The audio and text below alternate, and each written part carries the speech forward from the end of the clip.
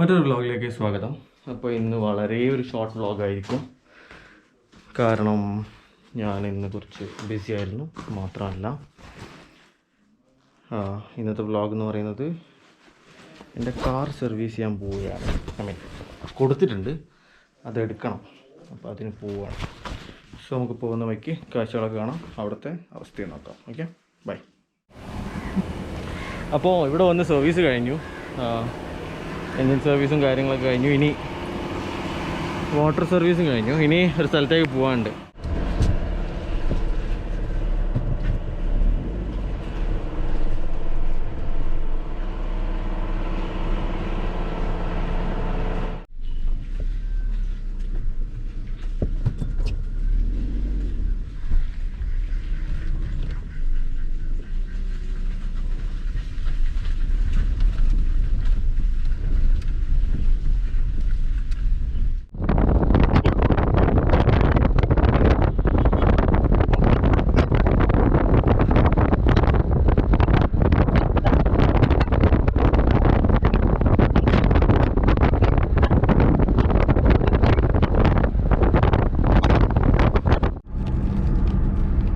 Okay, അപ്പോൾ service കഴിഞ്ഞു.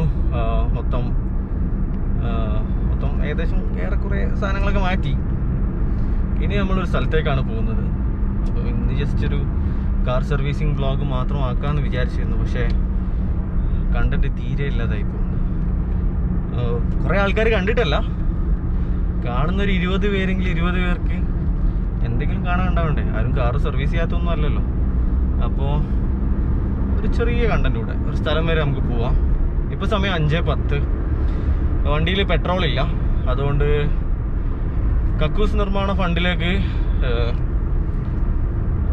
എന്താ പറയുക, സംഭാവന കൊടുക്കേണ്ടതുണ്ട്. അത് കൊടുത്തതിന് ശേഷം പെട്രോൾ അടിക്കലാണല്ലോ ആ ഫണ്ട്. അപ്പം പെട്രോൾ അടിച്ചിട്ട് വേണം ആ സ്ഥലത്തേക്ക് പോവാൻ. ഇപ്പം ഞാൻ കൽപ്പറ്റ കൈനാട്ടിയുള്ള ബ്രിം കഫേ എന്നുള്ള സ്ഥലത്താണുള്ളത്. അടിപൊളി എന്ന് പറഞ്ഞാൽ അന്നൊന്നും പറഞ്ഞുകൂടാ. മറ്റേ ഫുഡ് വ്ളോഗേഴ്സ് എന്ന് പറയുന്ന പോലെ എന്താ പറയുക, മസ്റ്റ് ട്രൈ ഒന്നുമല്ല. പക്ഷെ നല്ല അത്യാവശ്യം മോശമില്ലാത്ത ക്രിസ്പി ബർഗർ ഇവിടെ കിട്ടും. നല്ല മോശമില്ലാന്നൊന്നും പറഞ്ഞുകൂടെ, ഞാൻ കഴിക്കുന്നത് ഞാൻ കാണിച്ചു തരാം. അപ്പോൾ നിങ്ങൾക്ക് മനസ്സിലാവും. നല്ല മോശമില്ലാത്ത ക്രിസ്പി ബർഗറാണ് കിട്ടുക. അതും റീസണബിളായിട്ട് റേറ്റ് 99 എങ്ങാനേ ഉള്ളൂ ഒരു ബർഗറിന്. ഞാനും എൻ്റെ ഫ്രണ്ട്സും പണ്ട് ഇവിടെ സ്ഥിരം വരാറുണ്ടായിരുന്നു. കൊറോണയ്ക്കുള്ള ടൈമിൽ ഇവിടുന്ന് ടേക്ക് അവേ. പിന്നെ ഞാൻ വീട്ടിൽ തന്നെ ആയിരുന്ന ടൈമിൽ എനിക്ക് ഫ്രണ്ട്സ് അതും വാങ്ങിച്ചിട്ട് അങ്ങോട്ട് വീട്ടിലേക്ക് വന്നിട്ടുണ്ടായിരുന്നു. അവരൊന്നും ഇപ്പോൾ ഇവിടെ ഇല്ല. അവരൊക്കെ ഓരോ നാട് കടത്തുകയും ചില ആൾക്കാർ ഫാമിലിയുമായി ബിസി ആവുകയും ചെയ്തു. ഞാൻ മാത്രം ഇപ്പം ഒറ്റക്കായി എന്ന് പറഞ്ഞ പോലെ ആയി ഏകദേശം.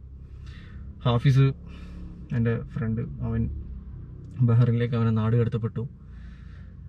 അങ്ങനെ പല കാരണങ്ങൾ. പക്ഷേ ഈ ബർഗർ സ്റ്റാൻഡ്സ് ലൈക്ക് എന്താ പറയുക, എങ്ങോട്ടെങ്കിലും പോകുമ്പോൾ ഒന്ന് വാങ്ങിച്ചു വെച്ചിട്ടുണ്ടെങ്കിൽ നല്ലൊരു എന്താ പറയുക, അവിടെ പോയിരുന്നെങ്കിൽ കഴിക്കാമെന്ന് പറയുന്നത് നല്ല മൂഡ് സംഭവമാണ്. അപ്പോൾ ബർഗർ വരട്ടെ, വെയിറ്റ് ചെയ്യാം. 6 മിനിറ്റ് എടുക്കുന്നതാണ് പറഞ്ഞത്. ഒരു 6 മണീൻ്റെ മുന്നെങ്കിലും ഞാൻ പറഞ്ഞ സ്ഥലത്ത് എത്തണം. അതിന് മുന്നേ ഞാൻ പറഞ്ഞ പോലെ തന്നെ പെട്രോൾ അടിക്കണം. പെട്രോൾ ഇല്ല. അപ്പോൾ അതൊക്കെയാണ് കാര്യങ്ങൾ. വെയിറ്റ് ചെയ്യാം. അപ്പോൾ ഇതാണ് ഞാൻ പറഞ്ഞ സ്ഥലത്തേക്ക് പോകുന്ന വഴി. കൽപ്പറ്റ സിവിലിൻ്റെ ഭാഗത്തായിട്ടാണ് ഇതുള്ളത്. ഇത് ആക്ച്വലി ഞങ്ങൾ കൽപ്പറ്റക്കാരുടെ ഒരു കോഴിക്കോട് ബീച്ചാണെന്ന് വേണമെങ്കിൽ പറയാം.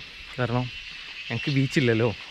അത് നമ്മളൊക്കെ ചില്ല് ചെയ്യാൻ വേണ്ടിയിട്ട് വന്നിരിക്കുന്ന സ്ഥലമാണിത്. ആക്ച്വലി ഇതിൻ്റെ മുകളിൽ ഒരു ചെറിയ ഒരു അമ്പലം പോലത്തെ ഒരു സെറ്റപ്പ് ഉണ്ട്. അത് ജെയിൻസിൻ്റെ ഒരു ചെറിയൊരു ക്ഷേത്രമാണ്. കൊല്ലത്തിലൊരിക്കലും അവിടെ എന്തോ പരിപാടിയൊക്കെ നടക്കും. ഇത് ആക്ച്വലി ഒരു പ്രൈവറ്റ് പ്രോപ്പർട്ടിയാണ്. പക്ഷേ പ്രൈവറ്റ് പ്രോപ്പർട്ടി ആണെന്ന് തോന്നുന്നു. അതെ, പ്രൈവറ്റ് പ്രോപ്പർട്ടിയാണ്. അപ്പോൾ അതിലേക്ക് എന്നാലും ആൾക്കാർ കയറുകയൊക്കെ ചെയ്യും. പ്രശ്നങ്ങളൊന്നുമില്ല. ഒച്ച ഭയങ്കര രസമല്ലേ. വൈകുന്നേരം അവിടെ പോയിരുന്ന് സൺസെറ്റ് കാണുക എന്ന് പറയുന്നത് ഒരു വൈബുള്ള കാര്യമാണ്. പിന്നെ അവിടെ നിന്ന് വാങ്ങിച്ച ബർഗർ ഇങ്ങനെ കെട്ടിയിട്ടിട്ടുണ്ട്. ഇവിടെ ബാഗിലിട്ടിട്ടുണ്ട്. ബാഗിൽ മൊത്തം മണമായിരിക്കും. സോ പുറത്ത് ഇങ്ങനെ കെട്ടിയിട്ടു. I know my intelligence is frightening at times. അപ്പോൾ ഫുള്ളും കാണിച്ചു തരാം ഞാൻ.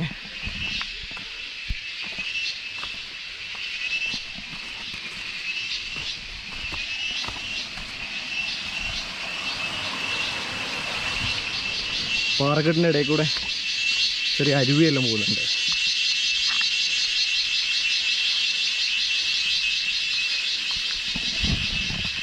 പിന്നെ ഒച്ച കേട്ടില്ലേ, ക്രിക്കറ്റിൻ്റെ ഒച്ച. ഓ, ഇവിടെ പുതിയ വഴിയെല്ലാം ഉണ്ടാക്കി. പണ്ട് നമ്മൾ ഇതിലിങ്ങനെ കയറി പോകാമായിരുന്നു, ഇപ്പോൾ ഇതിലിങ്ങനെ നടവഴിയെല്ലാമായി. ഞാനിവിടെ വന്നിട്ട് കുറേ ആയി ആക്ച്വലി.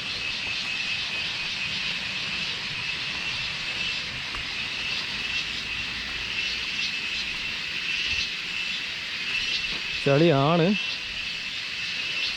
പക്ഷെ നമ്മളെ ഓൾട്ടറൈൻ ചെരുപ്പാണല്ലോ ക്രോക്സ് എന്ന് പറയുന്നത്. പിന്നെ ഇവിടുത്തെ മെയിൻ ഒരു പ്രശ്നം അട്ടയാണ്.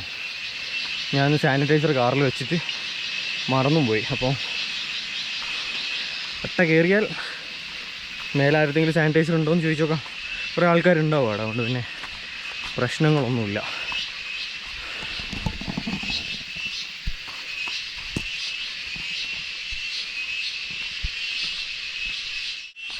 ഹലോ, വലിയ പാറകൾ.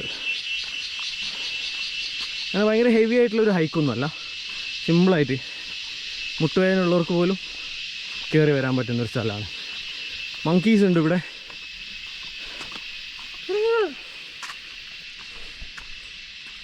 കുരങ്ങുണ്ട്. വേഗം സ്ഥലം കൊടുത്തേ, എൻ്റെ ബർഗർ എങ്ങാനും കൊണ്ടുപോയാലേ എന്തു ഞാൻ സഹിക്കും. എൻ്റെ ബർഗർ ഞാൻ പോയാൽ സഹിക്കില്ല.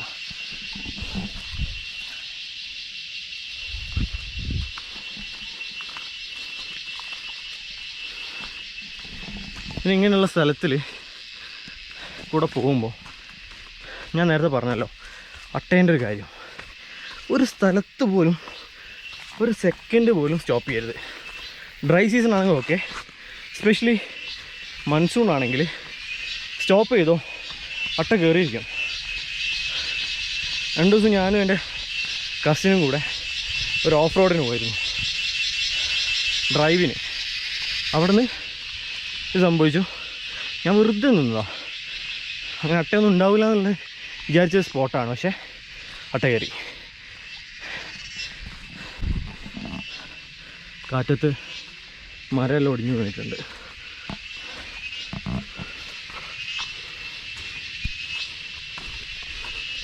നമ്മളിതാ മുകളിലെത്തി.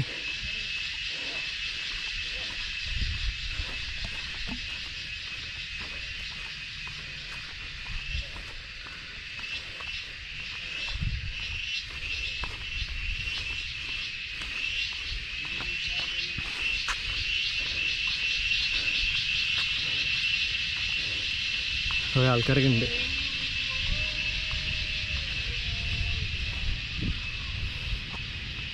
കണ്ടോ, ഇവിടെ ഇങ്ങനെ ചെറിയൊരു കുളം. ഇവിടെ എന്നാൽ ഫുള്ള് കൽപ്പറ്റ കാണാം.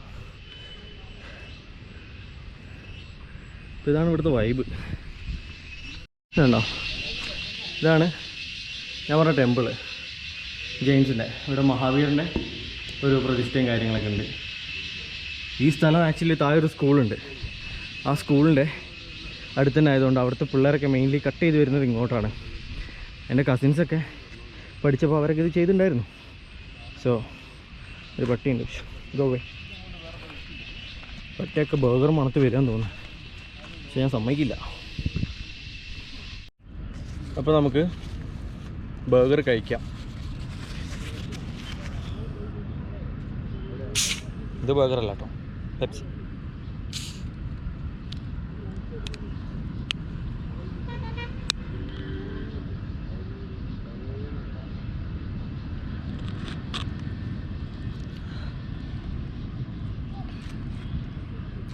ഈ ബർഗർ ബ്രിം കഫേ എന്നാണ്.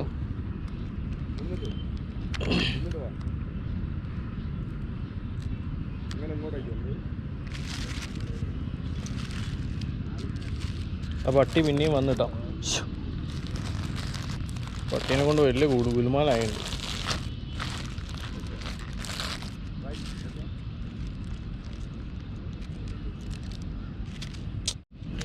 സാധാരണ അങ്ങനെ പട്ടികൾ ഉണ്ടാവാറില്ല. ഇന്ന് എന്തോ ഫസ്റ്റ് ബൈറ്റ് എടുക്കാൻ പട്ടി സമ്മതിക്കുന്നില്ല.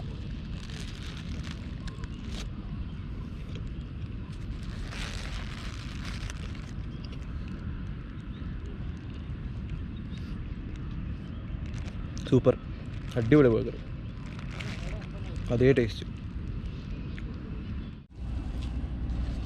അങ്ങനെ ബർഗർ കഴിഞ്ഞു. ഇവിടെ നോക്കിയാൽ ഇങ്ങനെ കൽപ്പറ്റ കാണാൻ ഭയങ്കര രസമാണ്. അതായത് സൺസെറ്റിൻ്റെ ടൈമിൽ കേട്ടോ, ഫുള്ള് മലേൻ്റെ ബാക്കിൽ ഓരോ ലെയറായിട്ട് ഇങ്ങനെ കോട വരും.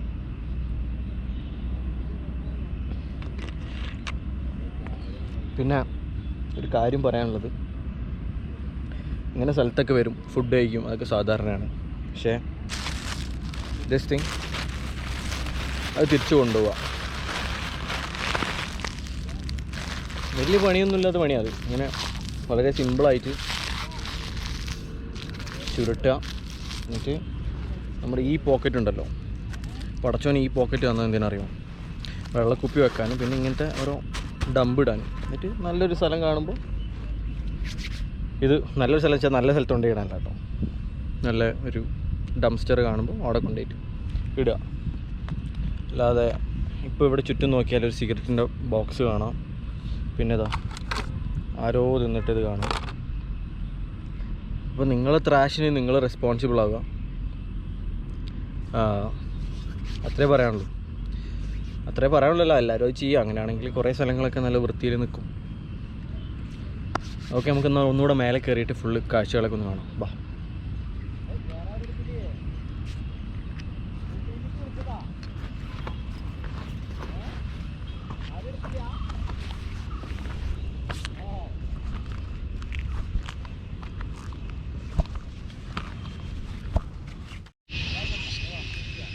കണ്ടില്ലേ, ഇതാണ് ഇവിടുത്തെ വൈബ്.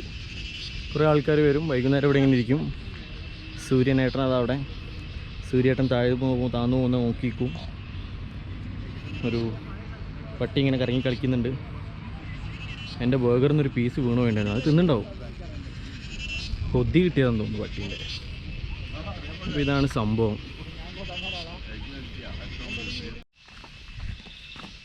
അപ്പോൾ ഞാൻ അവിടെ നിന്ന് ഇറങ്ങി. മഴ പെയ്താൽ ഇവിടെ കുടുങ്ങാൻ നല്ല ചാൻസാണ്. കുടുങ്ങിക്കഴിഞ്ഞാൽ പിന്നെ ഒരു രക്ഷയുണ്ടാവില്ല.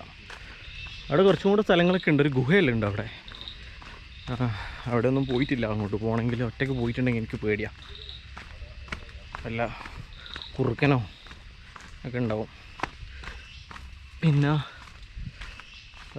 കുരങ്ങുകളുണ്ടാവും. അങ്ങനെ ഫുള്ള് പ്രശ്നമായിരിക്കും. നേരത്തെ തന്നെ ഇങ്ങനെ പട്ടിയ ഫുഡിൻ്റെ ഇത് കേട്ടിട്ട് മണം കിട്ടിട്ട് ഇങ്ങനെ മിസ്സായി ഇങ്ങനെ കളിക്കുന്നുണ്ട്. പിന്നെ മഴ പെയ്താൽ കുടുങ്ങുകയും ചെയ്യും. സോ ഇതാണ് ഞങ്ങൾ കൽപ്പറ്റക്കാരുടെ മയിലാടിപ്പാറ. ഈ സ്ഥലത്തിൻ്റെ പേരാണ് മയിലാടിപ്പാറ. ടൂറിസ്റ്റൊക്കെ കുറേ പേര് വരും. ഭയങ്കര രസമാണ് ഇവിടെ. ഭാഗ്യത്തിന് ഇതുവരെ അട്ടയൊന്നും കയറിയിട്ടില്ല. യൂഷ്വലി ഈ ടൈമിലൊക്കെ വന്നാൽ എൻ്റെ കാലിൽ അട്ട കയറാറുണ്ട്. ഇന്ന് കയറിയിട്ടില്ല. സ്റ്റോപ്പായാലേ പ്രശ്നം ഉണ്ടാവുള്ളൂ.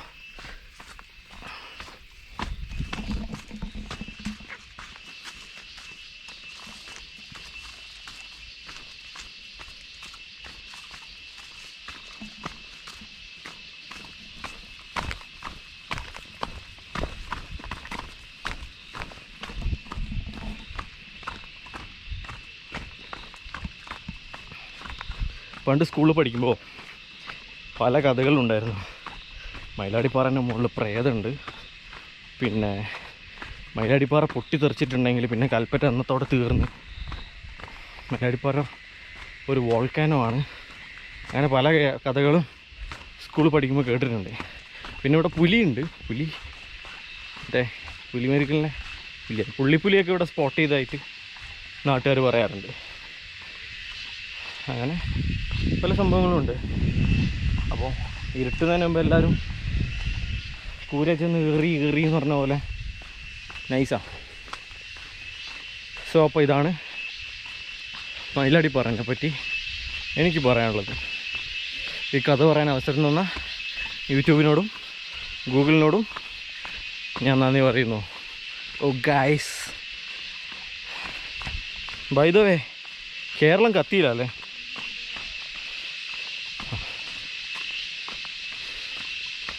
ഓക്കെ സോ അപ്പോൾ ഇതാണ് ഇന്നത്തെ വ്ളോഗ്.